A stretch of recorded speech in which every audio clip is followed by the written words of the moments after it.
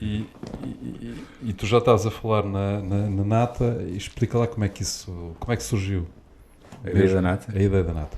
A ideia da nata veio um bocadinho daquilo que estávamos a falar anteriormente. Eu acho que começou um bocadinho quando ainda estava nos Estados Unidos. Tinhas Me saudades dos apercebi. pastéis de nata. Não necessariamente. O que eu tive a oportunidade de me perceber foi a vontade, a capacidade e, se calhar, entre aspas, a facilidade com que eles conseguiam montar negócios sobre produtos que, à partida, as pessoas não tomavam muita atenção. Uma das coisas que me levantou, que me pôs atento, foi, por exemplo, os donuts. Eu recordo-me que nessa altura de ter tomado conhecimento que a Dunkin' Donuts já franchisava desde 1975 um produto que historicamente nem sequer era um produto americano, é um produto que vem da Alemanha, segundo sei. E portanto isso vinha comigo já. E estão em todo lado. Estão em todo lado. Todo lado. Todo lado. Se não é a maior rede do mundo de franchising, anda lá. São milhares. E portanto isso ficou comigo na altura.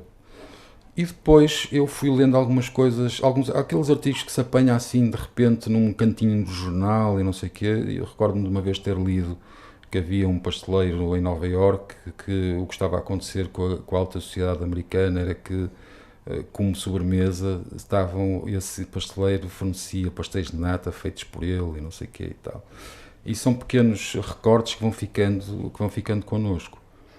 Quando surgiu a ideia, quando eu comecei a pensar efetivamente sobre o que é que podia montar, o que é que podia fazer de novo, eu queria que fosse primeiro um produto que tivesse uma aceitação muito acima do normal, queria que fosse um produto que tivesse qualidade, queria que fosse um produto que dentro do possível houvesse um controle e um controle sobre a capacidade de produção e sobre a qualidade, as especificações de produção cá em Portugal. E portanto havia várias coisas. Nós temos dos melhores produtos que há no mundo: vinhos, queijos, enfim, azeites.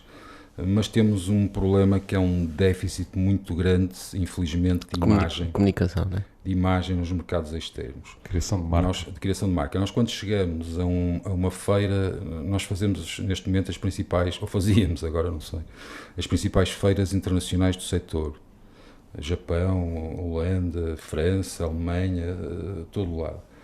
Olhar para o stand de um país como a Espanha, por exemplo, e olhar para o stand de um país como Portugal, é absolutamente abismal, porque em termos de dimensão e de oferta é uma coisa perfeitamente que não tem sequer explicação. Nós a única coisa nós temos é uma grande bomba, um grande produto no de Portugal, que é o pastel de nata, que nós conseguimos com isso resolver muitos problemas, nós particularmente. Mas eu acho que relativamente a outros produtos é difícil e portanto eu achei que, por exemplo, vinhos, chouriços, queijos. Nós temos do melhor que há. Mas aí estás já a puxar a brasa à tua sardinha, porque antes disso havia, o pastel de nata era como o vinho, como o resto, não é? Não era um produto, lá fora não era um produto muito conhecido. Não sei, quer dizer, não era um produto apetecido porque não era um produto também devidamente conhecido.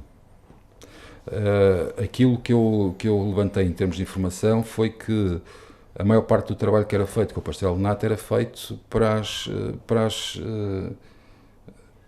os portugueses que estavam no exterior e, portanto, que conheciam o produto, e havia há umas empresas que fazem uma importação de produtos tradicionais portugueses e vendem depois naquelas comunidades. Certo. E, portanto, o que nós fizemos foi alterar um bocadinho esta cadeia de valor e olhar para o mercado não como um mercado só das comunidades portuguesas que estão no exterior, mas primeiro como um mercado global. Foi a primeira coisa que fizemos. Segundo, achamos que o produto tinha efetivamente potencial para se tornar um staple global, da mesma forma que é aqui em Portugal. Neste momento é uma commodity, o pastel de nata. Nós temos pastel de nata em todos os cantos. Da mesma forma, chegamos lá fora e em todo o lado encontramos cupcakes, muffins, croissants franceses, e a oferta é exatamente a mesma em todos os sítios. qualquer coffee shop que nós entramos deste mundo, encontramos sempre normalmente o mesmo tipo de oferta, que varia depois em termos de qualidade, etc. Infelizmente isso acontece com tudo, não é? E, portanto, a uniformização da oferta. Há uma uniformização da oferta. Em termos de produtos é incrível. E, portanto, nós achamos que estar a pegar num produto que tem tanta história e tradição no país de origem, que tem depois esta história muito engraçada dos mosteiros e dos monges e como é que surgiu o produto, etc. E pegar num produto com tanta história e tradição e poder introduzi-lo em mercados em que ele aparece como uma inovação, que estávamos a seguir uma tendência importante daquilo que se procura.